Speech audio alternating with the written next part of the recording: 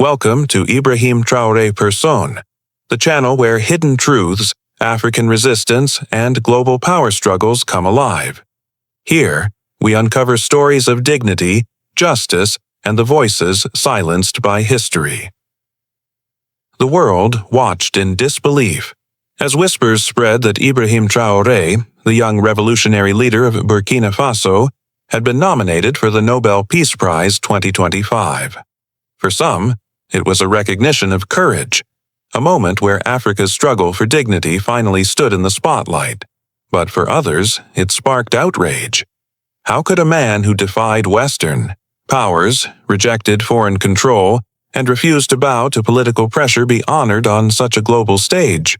What followed was not celebration, but tension, as the nomination exposed centuries-old wounds of racism and manipulation hidden beneath diplomacy. Ibrahim Traoré did not rise to global attention by accident. Born in Burkina Faso, a nation scarred by colonial exploitation and cycles of poverty, he emerged as a soldier who became the unexpected voice of his people. When many leaders bowed to international pressure, Traoré defied expectations, standing tall against neo-colonial influence and corruption. His message was simple yet radical: dignity for Africa, sovereignty for his nation, and justice for those long ignored by the world stage. The Nobel nomination became more than recognition. It was a mirror, reflecting not only his leadership, but also the uncomfortable truth that the global system often resists voices that refuse to be controlled. The announcement of Traoré's Nobel nomination spread like wildfire, igniting hope across Africa while unsettling powerful figures in the West. Overnight, global media split into two camps, one praising him as a fearless reformer, the other branding him a dangerous populist. In European and American press, subtle language of doubt carried undertones of racism, phrases questioning Africa's readiness for leadership, and insinuations that sovereignty movements were too radical to be celebrated. These narratives were not new. For centuries, whenever a black leader rose to prominence, the world found ways to delegitimize their struggle. In Burkina Faso, the streets filled with supporters waving flags, chanting his name, and celebrating what they saw as recognition of their dignity. Yet, behind the scenes, political resistance grew stronger.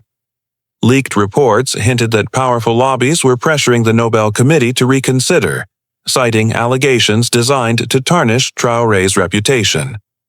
Every article, every accusation seemed less about truth and more about maintaining control. Social media became a battlefield. Hashtags like Nagihag Traore for Nobel and Atu Africa deserves. Respect trended globally, while detractors launched smear campaigns portraying him as a threat to stability. The louder the criticism, the more his supporters rallied, exposing a pattern that black leaders from Mandela to Lumumba had endured: the attempt to silence resistance by rewriting their story. What should have been a unifying recognition of peace instead became a clash of narratives, one of pride and progress, the other of fear and prejudice, setting the stage for a dramatic confrontation. The tension reached its breaking point when international cameras turned to a live press conference in Ouagadougou. Traoré, standing firm in his military uniform with the Burkinabe flag behind him, faced the world's questions head-on. Instead of retreating under pressure, he spoke with conviction, exposing the hypocrisy of those who had tried to block his recognition. He reminded the world that the Nobel Prize was meant to honor peace and justice, not serve as a tool of political control. In that moment, leaked documents surfaced online, revealing the extent of lobbying and racial bias against his nomination. The truth spread faster than any attempt to suppress it. What began as an effort to silence him now looked like undeniable proof of systemic prejudice. The world was left stunned, and the narrative flipped instantly, from questioning his worthiness to questioning the very integrity of global institutions. In the aftermath, the pressure to discredit Ibrahim Traoré collapsed under its own weight. Protests erupted across Africa and beyond, demanding fairness not only for him but for all silenced leaders who came before. The Nobel Committee, facing unprecedented scrutiny, could no longer ignore the truth. This was not just about one man, but about centuries of stolen dignity.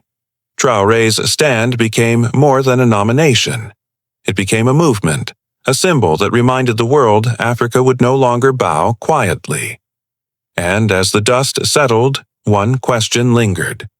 Can true justice ever exist when power still fears equality?